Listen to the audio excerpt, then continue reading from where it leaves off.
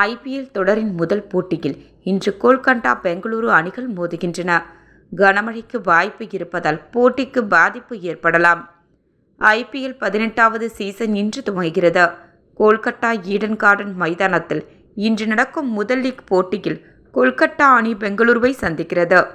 நடப்பு சாம்பியன் கொல்கத்தா அணியில் ஸ்டேஷியஸ் இல்லாத பின்னடைவு இவற்றை ஏலத்தில் ரூபாய் 26.75 கோடிக்கு பஞ்சாப் அணி தட்டி சென்றது.